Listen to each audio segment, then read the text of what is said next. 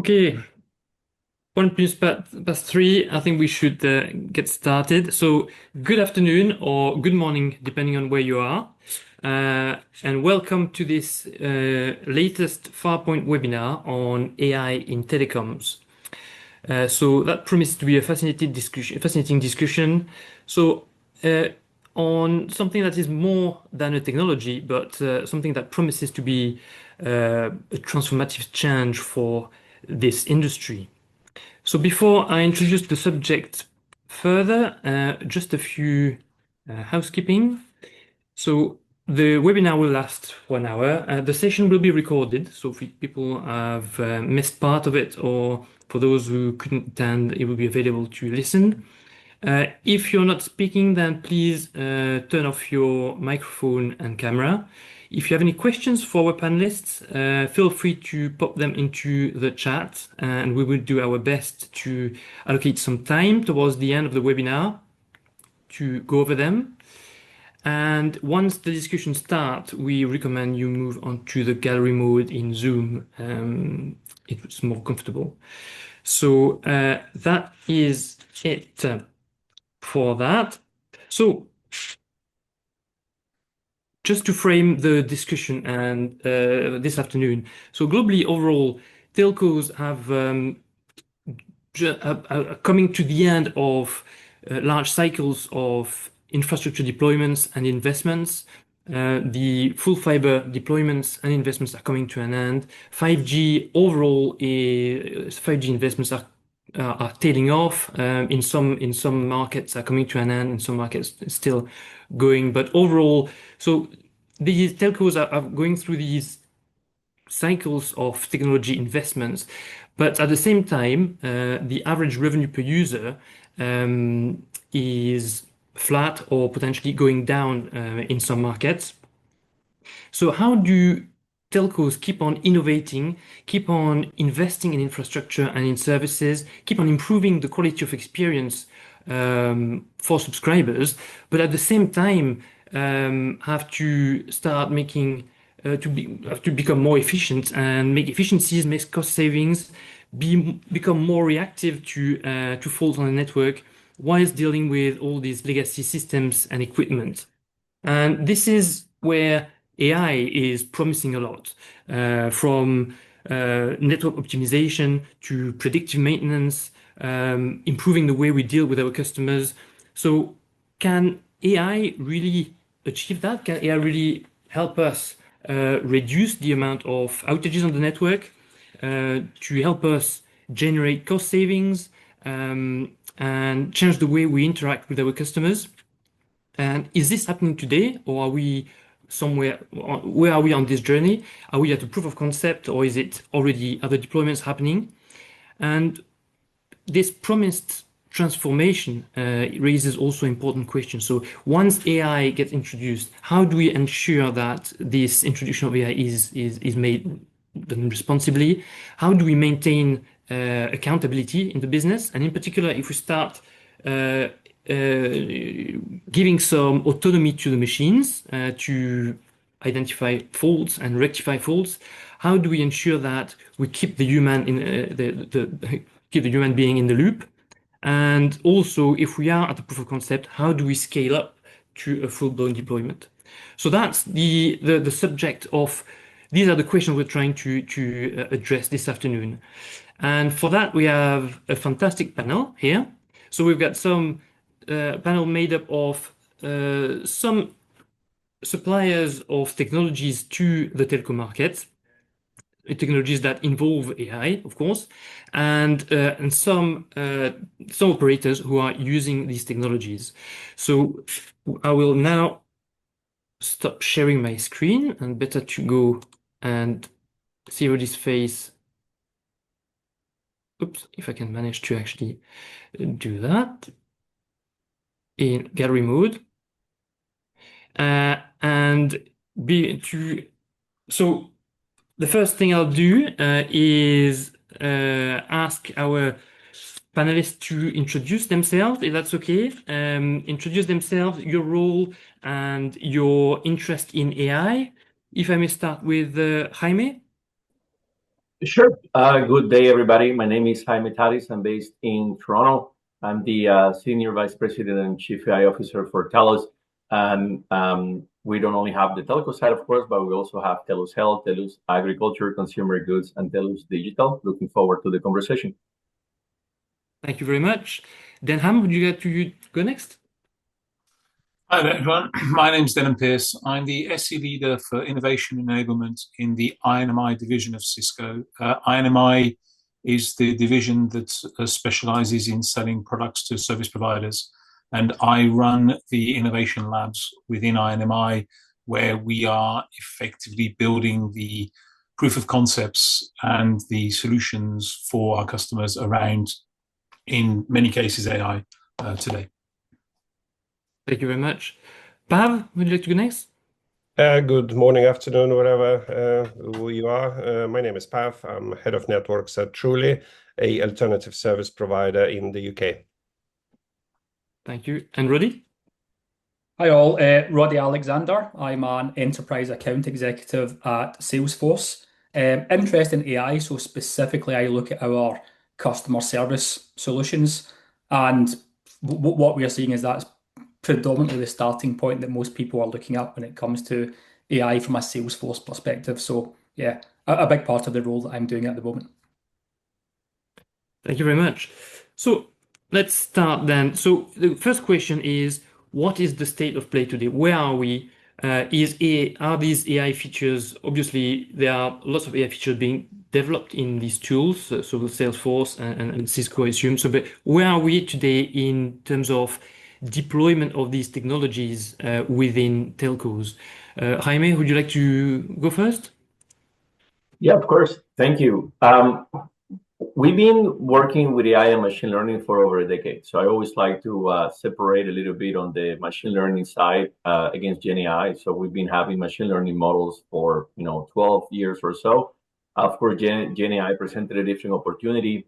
Was the opportunity to be able to democratize access to AI. In the past, in order to be able to feel the power that AI could do to you, you needed to actually understand how to code it, how to use it. We live in a world now that English or whatever language you want to speak is pretty much the language on how you're interacting with Gen AI right now, which have a different opportunity for us to be able to equip the company on how we could federate this in a secure, safe, privacy compliant way, so we could get the whole company, all team members being users to use this technology. When I look at where we are now, a lot of this information is public, and we have released some of this information before. We've been measuring the impact and ROI since very closely since 2022, 2023. We've been driving cutting edge monetization and AI enhancements across the divisions that we have in the company. This has helped to enable revenue growth, cost efficiencies, and productivity gains at a scale. We have unlocked circa $350 million of measurable financial benefits since 2023. And when you look at some of the things or enablers that we've been using to do that, is we built our own Gen AI platform back in 2023. We call Fuel IX, and today empowers more than 57,000 team members that use regularly this platform to create and innovate, unlocking productivity gains and saving team members time and automating workflows and many other things that I'm sure we're going to talk more as the conversation goes on. Thank you. And so, Pav, from a growing altnet in the UK, how do you see the use of AI currently in the business? So the thing is, in the business, I'm not, I don't have enough information to speak about the business as a whole because I'm only responsible for the networking side of things. And interestingly, that's quite a niche that AI products are just, starting to emerge. It's not something that was widely available, hugely available through all that stuff. And, now probably Cisco, Juniper, everyone is now, trying to adapt some sort of AI models into the network performance, predictions, calculations, like capacity planning. And that's good. That's really good because the amount of information that we have to process otherwise, it's growing. it's still within the, I would say, size that can be scripted. However, where is the borderline when we're going to lose that to AI? It's really hard to tell at the moment. Okay. Thank you for that. So, Jaime, you've been mentioning that you've been implemented AI in the business for over 10 years. What are the key kind of use cases that you've been focusing on? So you mentioned 57,000 of your employees using some form of workflows. Is that for back operations or is that customer facing? What are the key use cases that you've been looking at initially? Yeah, so we have both. Now, when you look back to the pre-Gen AI era, as many companies, AI or machine learning was mostly used for, fraud prevention, next best action or next best service models, and many things alike. Gen AI started to actually, more recently with agentic capabilities, create things that before were very hard to do. So one of the things that we have done, and one of the, I think the best use cases we have done came from observing how things are done today and understanding how that can be completely different in the AI agentic world that we live today. I will give you a very real example. So one of the observations that were noted back in 2023 or so is technicians on the field spend a lot of time going through different systems. So, you need to understand which next location you have to go to do certain type of work. You get to the place, you need to, fire another application that is going to explain what type of work needs to be done. You may have to log into another platform to get some information on how things have to look like or how the procedure will look like, and you will follow that. And then there's another application that, you will go in and close all the work orders, and then you go and see what is the next spot that you have to go to. Clearly, we live in a world today that a lot of that can be simplified. And one of the things that we created was a solution that people can access through their phones. And the same front end, they don't have to change the front end, can be used to understand where they're going next, get step-by-step instructions on how to complete the work. The same is going to tell them, they just can message and say, I am done, just close the work order and let me know where I need to go next. And all they're using is a simple interface that they can use in their phone, in their web, in their laptop. It doesn't matter. Things like that have actually drastically created improvements on not only the quality of the work that is done, but the operational cost that we need to incur to be able to do that type of work. And that's one of many. I find that there's no golden ticket here. You have to do the groundwork. So you need to understand, what are the processes that you have in your company. You have to observe how the work is executed, and then you find the opportunities on how this work can be done in a totally different new way with the capabilities we have right now. Okay.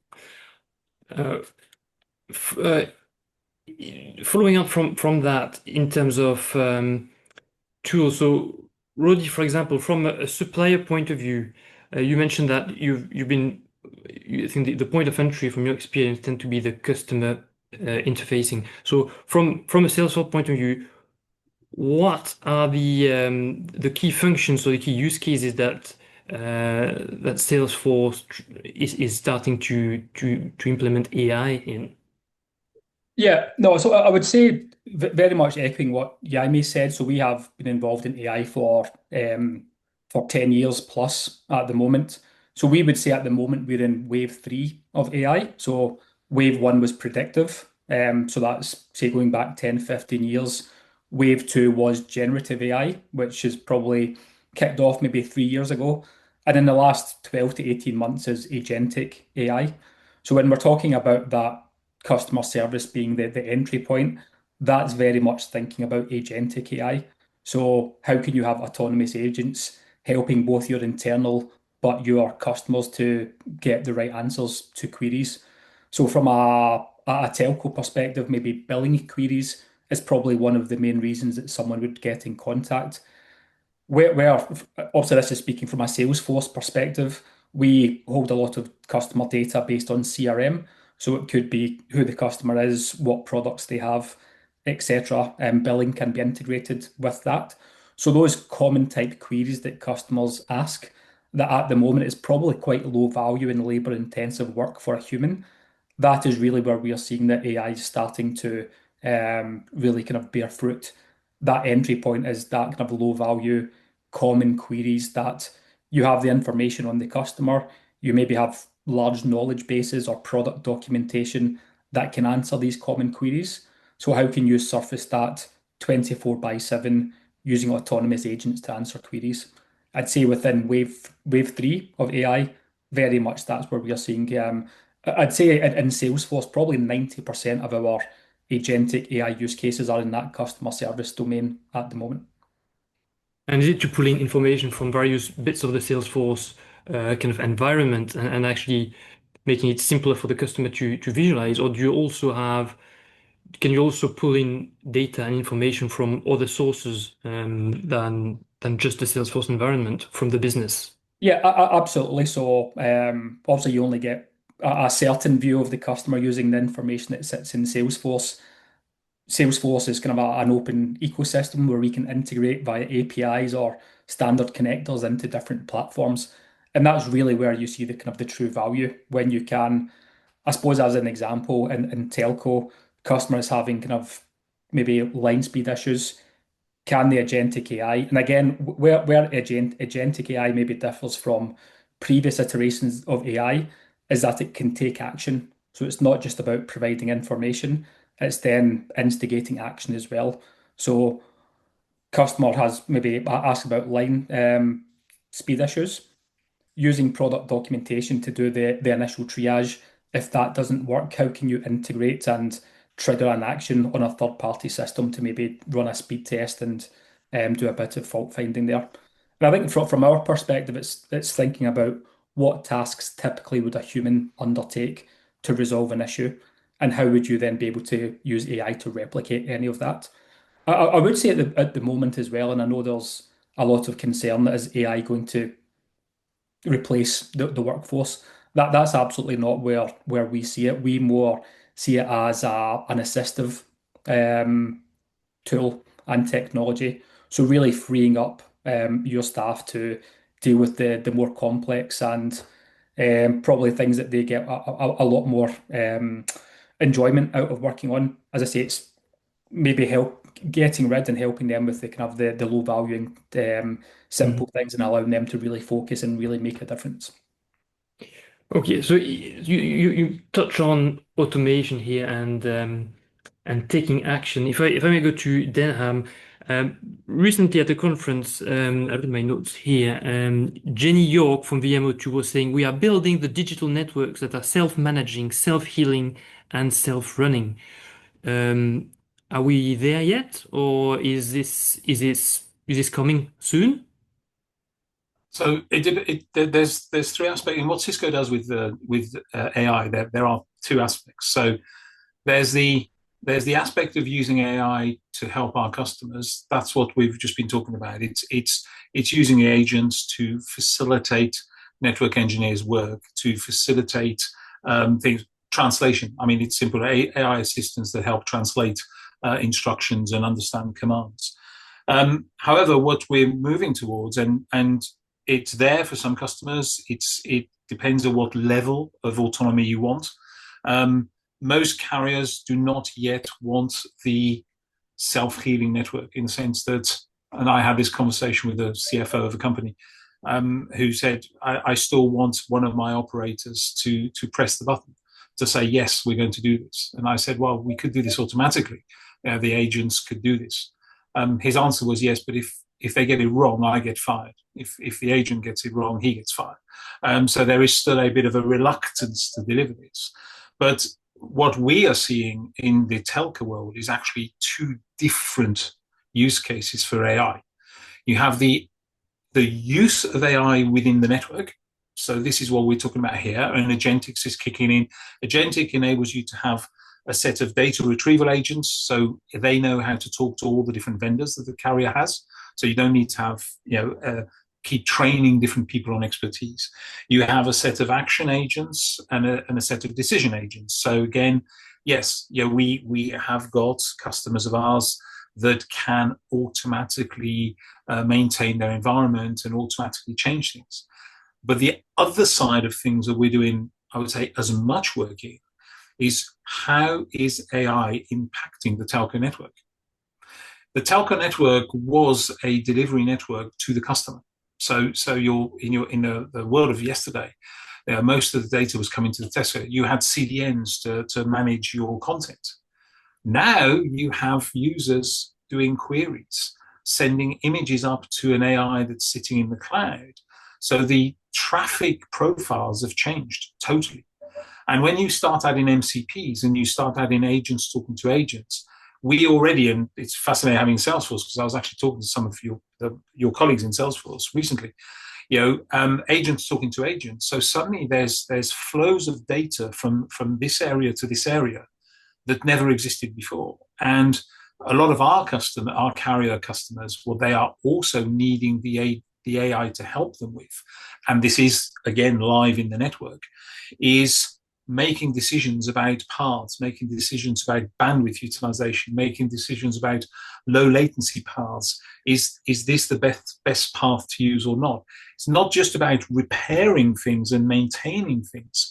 It's actually using AI to create them, because you can no longer sit with an Excel spreadsheet, look at a set of paths and go, yeah, I'm gonna put this customer on this path and this customer on this path and this customer here. It's too agile. It's too there needs to be a far bigger degree of autonomy. So what we're seeing in the use cases, and they are deployed, to some different degrees, as I said.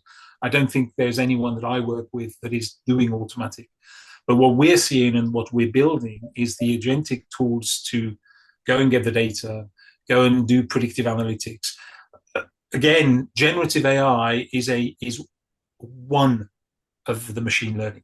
It's the most recent one, but we've actually been doing things around preventative prediction. Are the lasers starting to decay on the path? You now have got 800 1 terabyte lasers. They go down, it is a major problem. You don't want to have a 3-hour repair on call on those.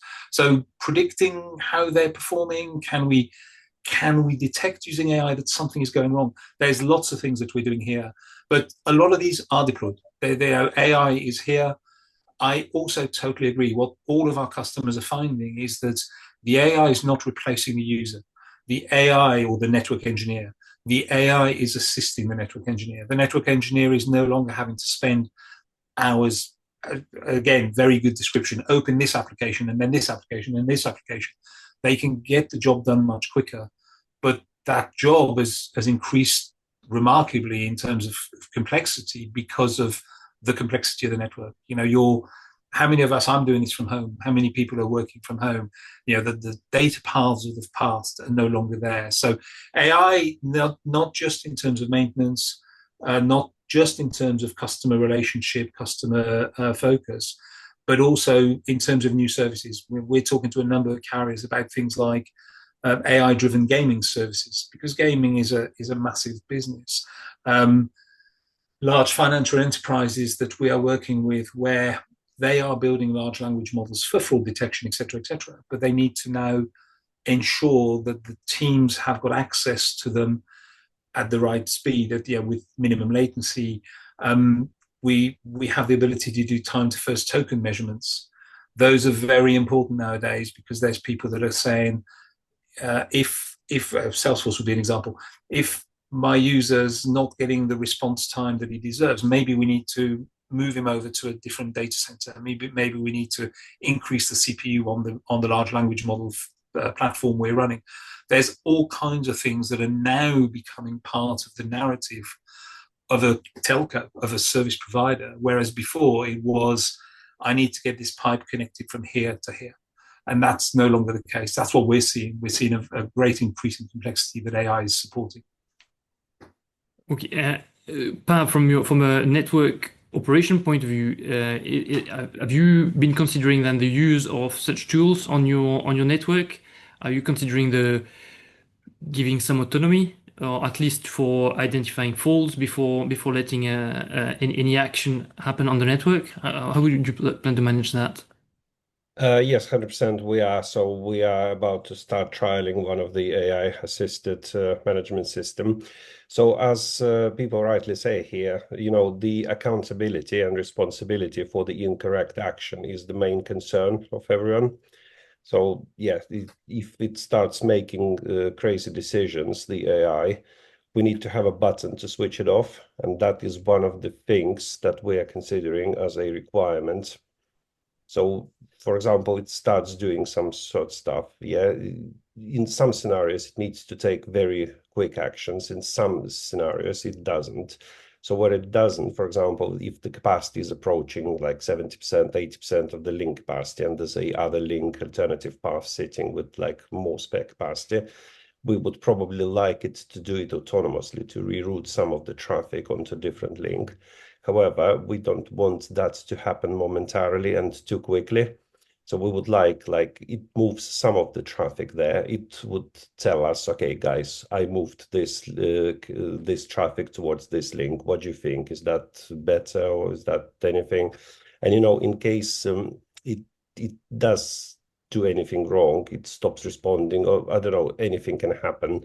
So we would like to have a possibility to pause its decision in its current state and then take over manually if we ever need to. So that is from the operational point of view where we can allow it to have some autonomy. And from the monitoring side of things, yeah, AI is quite good at spotting different patterns. And yeah, I agree, it's very good tool. Also, the capacity planning is the other thing. It's very hard to script. It's doable, but it's very hard to script. So capacity planning in case, for example, we have a region and we have 4 uplinks into that region. We need to keep track of the utilization of all those 4 combined. And if we ever add 5th, if we have a script, we have to program that script to now be aware of that. AI should be able to do that for us. So AI should be smarter, like require less resource, less, telling what to do. It needs to understand what it's there for. That's in my opinion. Okay. So clearly it's first of all, it's not quite new because you guys have been talking about working with AI for 10 years, for some of you over 10 years. So it's getting implemented for sure and at various levels in the network and on services. What about the benefits then? Are we already seeing benefits from that? Jaime, you seem to be mentioning earlier that you had measured some levels of efficiencies or some cost savings. Do you already have evidence of that? So it's not so much a proof of concept, it's actually a deployment and an assessment of the benefits. We very much do. So actually from 2020 or 2021, for any project that we're doing that is data or AI related, Gen AI included, of course, now, we have a very thorough process with our CFO office where we actually track the end-to-end value creation from the activities that we do. The main reason that we did that, and that even is way before Gen AI came out, is we have moved from an on-prem environment into the cloud. So actually, all the data stack runs fully on the cloud, and 55% of our IT workloads are on the cloud.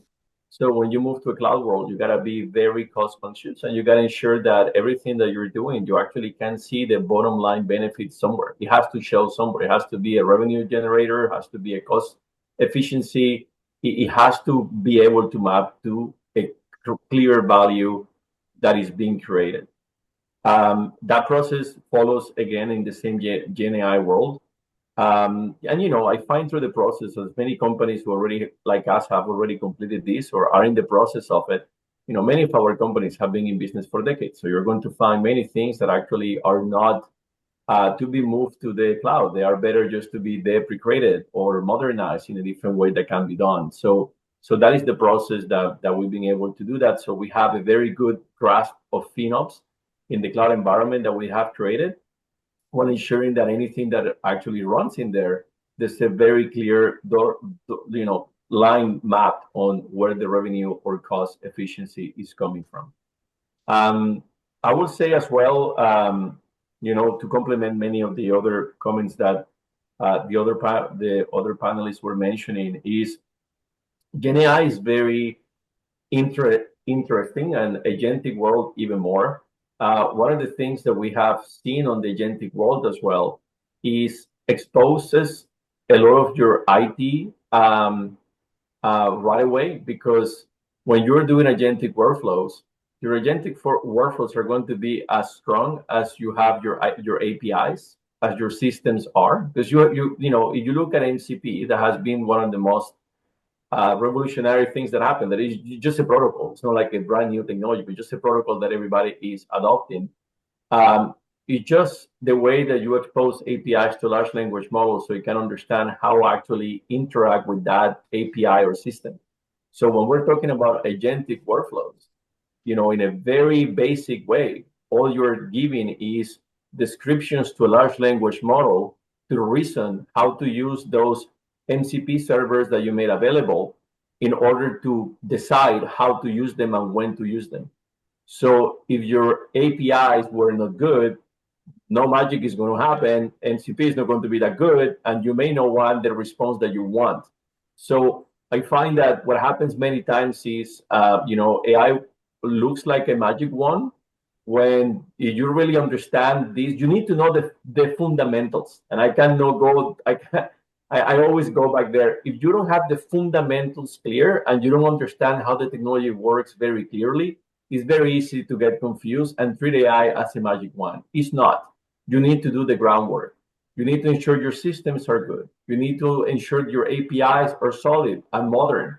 You need to ensure that the people that is working on your platform or your agentic workflows understand how to describe this in whatever protocol you want to use, so your large language model can really understand really well how to do this.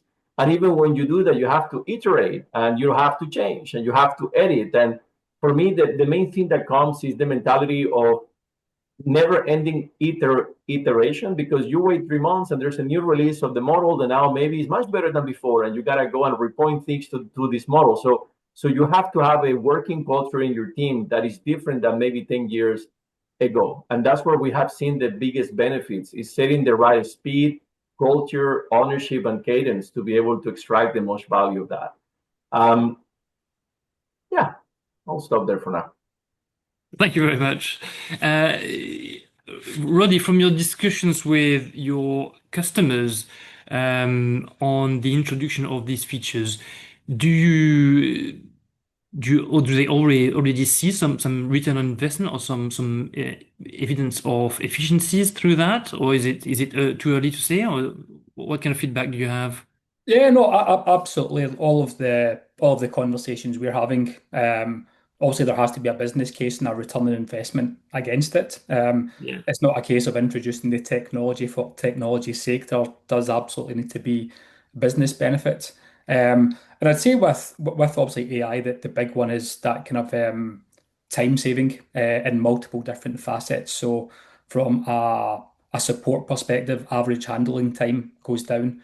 So being able to surface relevant information either autonomously or to a human agent to allow them to answer questions, that allows them to answer the customer query faster, which gives them more time to go through more support cases. But also the impact of that is obviously kind of customer satisfaction would go up. They're not having to wait as long to get the response. They're not having to wait as a lot more personalized as well. So obviously AI knows the customer more. It surfaces more relevant information. So average handle time is definitely kind of a big one. And I think obviously that's from a customer support. We also look at kind of how you can make kind of your sales teams more effective as well. So things like business to business selling, how can you help look at kind of account insights? So information that you hold within, again, I'm from Salesforce. Salesforce is an example. How can you use those insights to help kind of come up with account plans? How can you use that to provide product recommendations or faster quoting? So really kind of to us, it's all about efficiency, which then kind of drives that business case. So time saving or revenue generating is also kind of a big area that kind of customers focus on as well. I think earlier in the call we spoke about next best action, which was one of the predictive AI capabilities we've had for a long time. Is that how can you use that next best action to drive things like cross-sell, upsell, product recommendations, etc. So it's really about So it's not only about cost saving, it's actually generating more revenue, identifying more revenue streams in the business. Absolutely, yeah, yeah, and that's a big focus. And I think that's when we spoke about personalization before. So actually making personalized recommendations to your customers about products that we, based on kind of the data that we hold and the reasoning that's within the AI model, that would be beneficial and would be a complementary product to what they already have from a telco.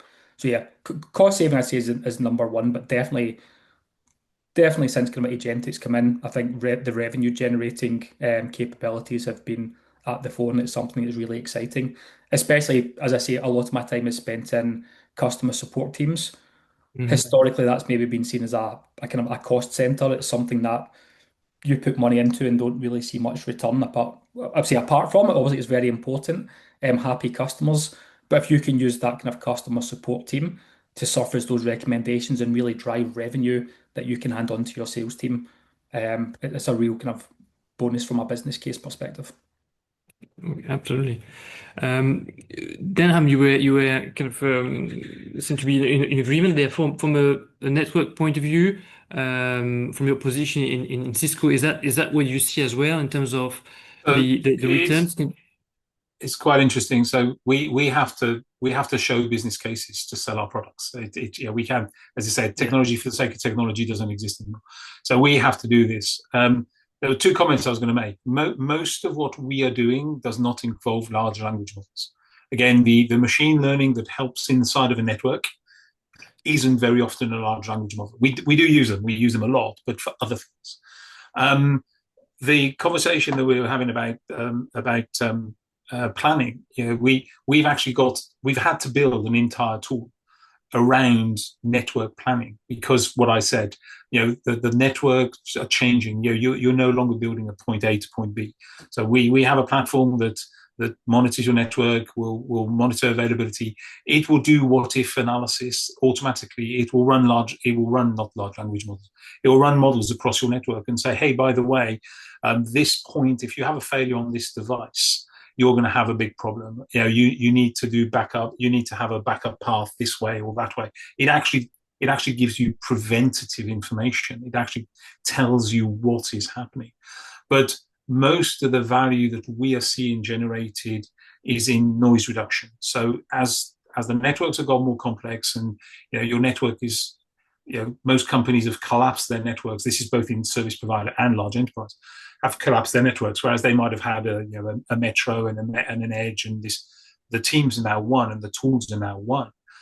What we're finding, and I was presenting this to a company in Japan, if they have a fiber cut, they get 1,000 alarms. They get 1,000 alarms if they get a fiber cut, because the fiber tools tell them that there's a cut, then the IP layer tools tell them there's a cut, then the service layers, and they can have hundreds, if not thousands, of services on the same fiber. So they just get this alarm storm. And the most important use for AI for them is correlating and root cause analysis. It's correlating the events, removing the noise, because their engineers were entering into massive meltdowns of trying to deal with all of this.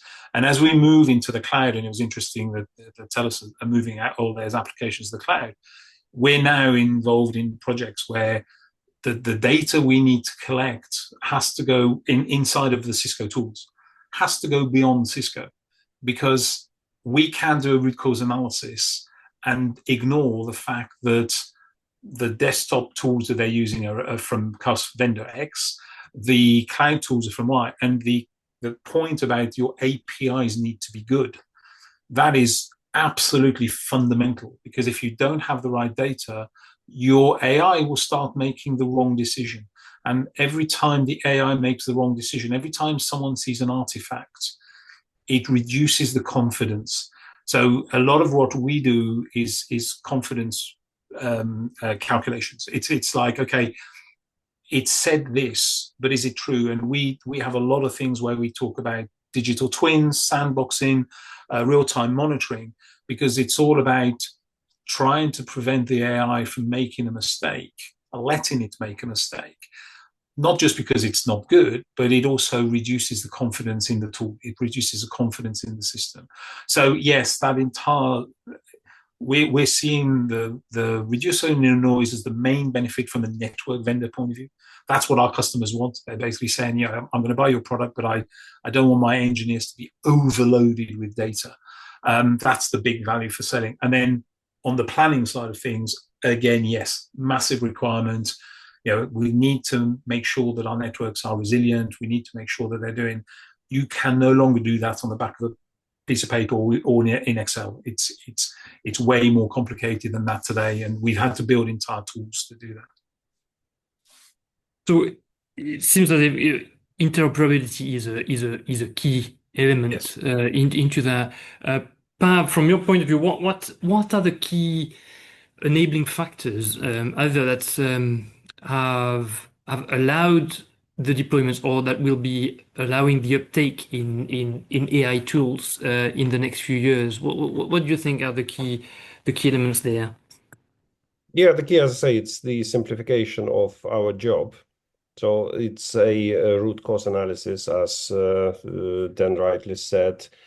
And our APIs are generally quite good for that root cause analysis bits. Currently, we're using scripts which do exactly what the AI would do for us. We're quite good. We have like 9 widgets on the TV in the office, and they represent the entire state of the network. And if we see red light on one of them, we know immediately why is it there. Is it a fiber cut, power cut? Is that anything else? We've got them developed. However, the amount of information is growing, and the scripting becomes more and more complex. So we are looking to move into AI as soon as we got, a reasonable confidence, a reasonable maybe knowledge to start utilizing them, or a product that would be presented to us with all those capabilities. But again, as Jaime rightly pointed out, the product itself is nothing. Yeah, you need to feed into it. You need to make sure your APIs are ready from all your systems, and you need to feed all the data in. So yeah, these are the things. So willingness is there, and yeah, we're looking into start using something in the next And couple of years. from the market, we've Jaime mentioned MCP, so the standardization of protocols, standards. Is there anything else that's coming online that will help the uptake of these services, or maybe could be policy making? Or what are the other kind of key factors that may help drive the uptake of these products and services over the next few years? I think one of the things that's currently limiting it in our niche market, is because all the solutions that AI is currently dealing with are for the broader user. So if we're talking about like optimization, some paperwork, it can be deployed in any scenario, not necessarily networking. If we're talking about Salesforce tools and things they do, that's also for any type of business. In networking, and Dan probably would confirm, it's a very specific niche, so it's not that huge amount of examples to train that AI. So it's slightly more complex to work in a limited amount of examples, where AI obviously benefits from huge amount of data instead. So this is slightly limiting, in my opinion. Maybe I'm wrong. Okay. Jaime, do you have a view of what other kind of factors will be allowing the further acceleration of the uptake? Yeah, I for sure think policy is not going to help in any possible way. And the reason is technology is moving at a pace that policy will never catch up to it. So you need to be more broad than actually go deep into it. Even if you look at the one that I mentioned, MCP. I mean, MCP came in was what, November, December last year. So it's going to be just the first year anniversary. It didn't come through any policy. It was just one company that said, I put a protocol here that anybody can use, and then the market's adopted using that because came first, it works well. So I find you're going to see that a lot. I find that if you've been on the software IT world for a long time, there's nothing new here. Pretty much whatever comes up that works and people like it, that's where the gravity is going to happen. There's no standards. There's no body that is going to standardize how to use things. You use things because they work and they scale up when more people adopt it. I believe, we're going to be in a world that, we're going to win. Companies are going to win. Vendors are going to win if they're open. The more open you are, the easiest is going to be to work with you. The less open you are, the less people want to work with you because they don't want to be stuck on a single stack or a single silo. They want to be able to connect to multiple. So for me, openness is going to be not a nice to have, but it's going to be almost mandatory when people is looking at decisions they're going to invest on. And how is dealing with legacy systems impacting this uptake? So all these new technologies are working and being adopted, but is the legacy systems or equipment that people have slowing the uptake, or is that being refreshed and changed as and when Yeah, coming offline? I never thought of all IT systems are a big impediment on how you apply AI. And the main thing that I find that has happened is I see a very clear differentiation between data and AI and IT systems. And what I mean with this is most of the companies who have been in business for many, many years, you're always going to have systems that are very, very brand new or modernized on the cloud, and you're going to have some legacy systems. But there's nothing stopping you to actually go and extract the data from the legacy systems, move it to the cloud, and then you can create APIs in front of it. That has nothing to do with where the stack on that system is running now. So you need to always treat this as two different things. These systems will have a life on their own. For example, you may have a decision to say, I have a system that is on-prem right now. So, I'm going to extract the data, put it on the cloud, build an API in front of it. And maybe this system is going to die in 3 years. You don't want to modernize it because you're going to move everybody from that system to another one. That's totally fine. But when the system migrates to a different one, or the decision is different, you're going to modernize that system. You just repoint to the APIs or whatever you need to have. So you need to ensure you separate them as much as possible, so you don't anchor yourself on IT transformation on what you can do with data and AI. And then, in terms of equipment on the network, is legacy system an issue, or are the new tools able to plug into any legacy systems as well and interface with that and build on top of that? So that's where agentic is helping. So I would say that there's two cycles in that. So when people were looking at building a standalone product, so something like our SDN controller, which then needed to talk to all these different things, that sort of put a delay in things, because the release cycle of these products is a release cycle of a product. What is happening now, and one of the things that Cisco did last year was to acquire Splunk, because we needed the data platform, but we also needed the intelligence and the knowledge about collecting data. What Splunk fundamentally knew exceedingly well was how do you get data from things. With agentic, we're seeing the problem of legacy going away a bit, in the sense that we can use an agent to go and get what we need out of the legacy platforms, and it just becomes a different data feed into the AI platform. If you wanted to build that into the product, yes, it was slowing things down, but now it's not. The only time where it will slow down, and I have one instance of this, where a customer of ours we were talking to about moving to autonomous network, and we start doing a survey of what products they have, so because we need to know what we need to collect.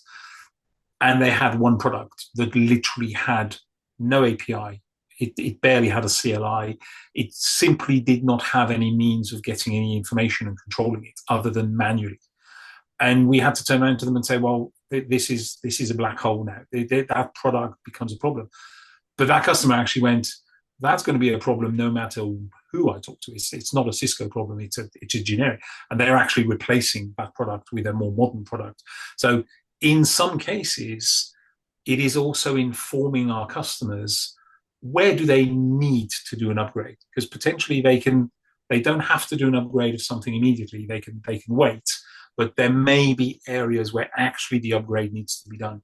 And that's a generic comment in the sense that AI is showing weakness. The planning tool that I was talking about has shown weaknesses to customers that it's not to do with the AI, but the AI is showing them that this particular product, where it is, has a risk factor when you look at the changing patterns of the network.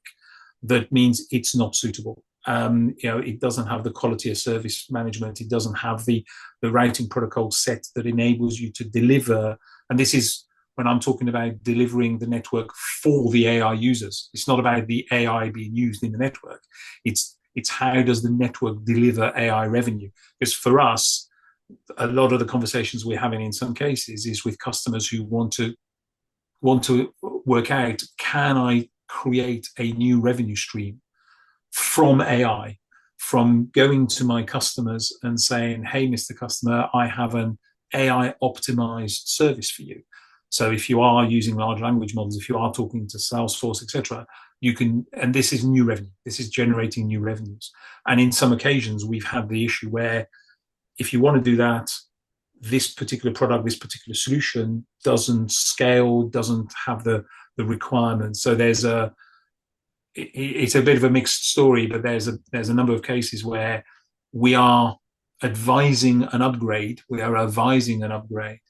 but it's not because it doesn't work with AI, it's for another reason. It may be that it doesn't support the AI workloads that the customer wants to do.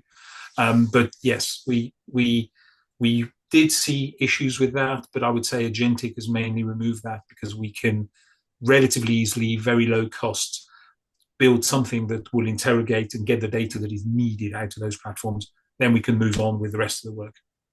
Okay, and I wanted to pick up to come back on a point earlier about staff and use.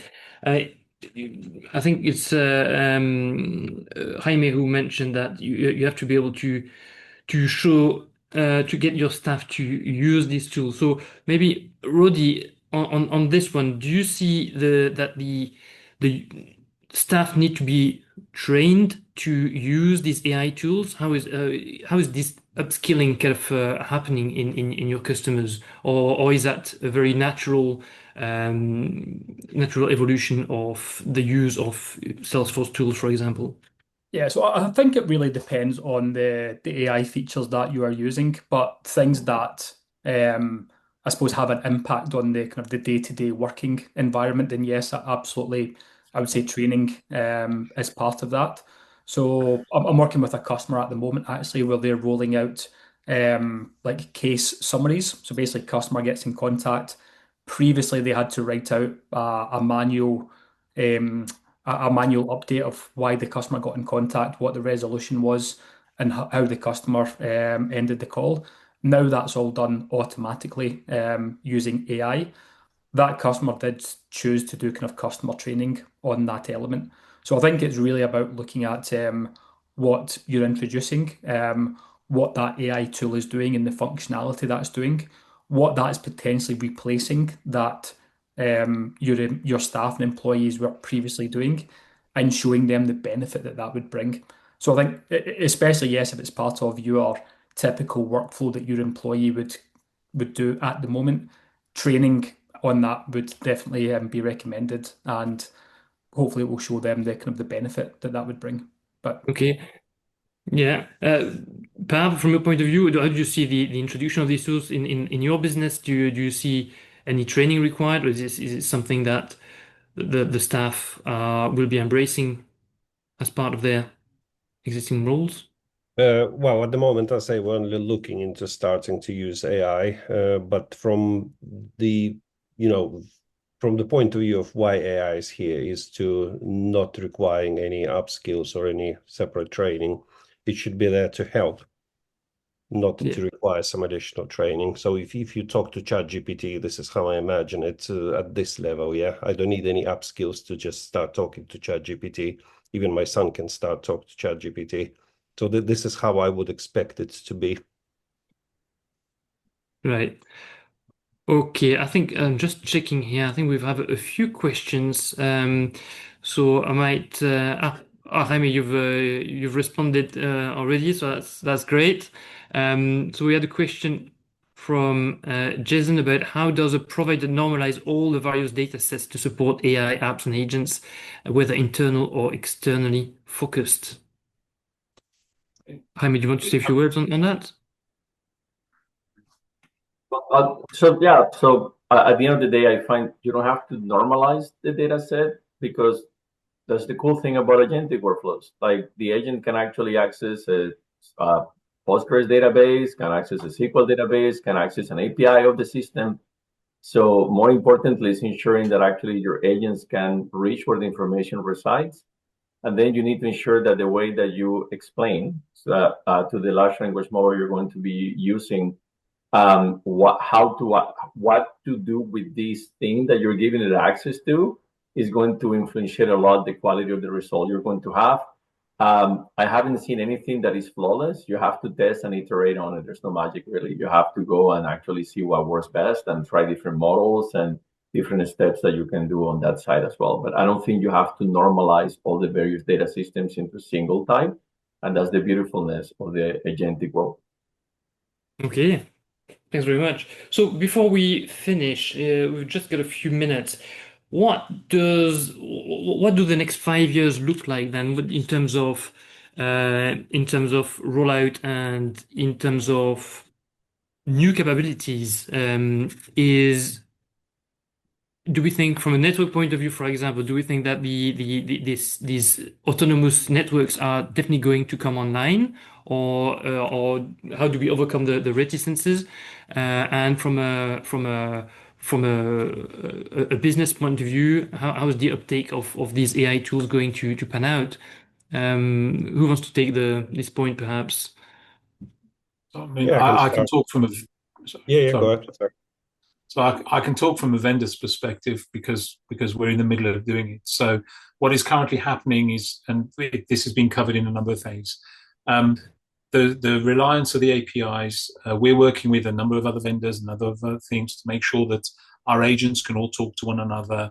The models that are required are being built. So there's a building phase that we're in now that takes us from, roughly speaking, level 3 of the agentic story, which is what TM Forum specs, up towards autonomy. That's the technical side of things. On the political, the user side of things, there is a degree of, and we're talking about it today, giving confidence to the market that this actually works, giving confidence to the market. So there's an educational phase over the next 5 years. And then on top of that, for me and my team, what we're looking at is, what are the use cases? Can we deliver something that helps specific verticals, finance, mining? We're talking to electric companies. So we're not just talking telcos, we're talking other markets as well, where the agentics, the decision tools, or the things that sit above, may be thinking slightly differently, because that market has a different set of requirements. But we're very much in the building phase, and we have customers that are at various levels of the TM Forum autonomous network stack, as we call it. And it's just more of the same coming forward, and normalization in terms of working with more and more vendors to make sure that we all talk the same message. It's that collaboration message. We're building those collaborations now to try and make sure that we can deliver what it is. That's from a network vendor perspective. Thank you very much. Anybody else want to comment on that, on the next 5 years? Pav, you are going to say something? Yeah, from the network's user point of view and from the little company points of view, we don't have any local resource to start developing AI. So the only way for us at the moment is to buy a product that would be tailored to our needs, and someone would have to help us to teach it as well, and to present all the data and teach the LLM. So yeah, we are hoping to get some tools that would predict some proactively predict some issues in the network. Then the capacity planning is the other thing, noise minimization for the monitoring tools as well. And then last but not the least is some sort of autonomy. So where the agent can like switch the traffic into different paths, and we would be confident it can do that reliably. Okay. Well, we've just overrun slightly, so I think we'll need to bring it to a close. So clearly, we're just on this journey, and a lot of things will happen over the next 5 to 10 years on this. So we'll have to watch that. Thank you very much to our 4 panel members for sharing your insights and experience. Thank you very much for everyone for attending this webinar. This webinar, the recording of this webinar will be made available probably tomorrow or Monday, and that is it. I'm just left to thank you all for attending today, and enjoy the rest of your day. And I'll see you again for another FarrPoint webinar in the future. Goodbye. Thank you very much.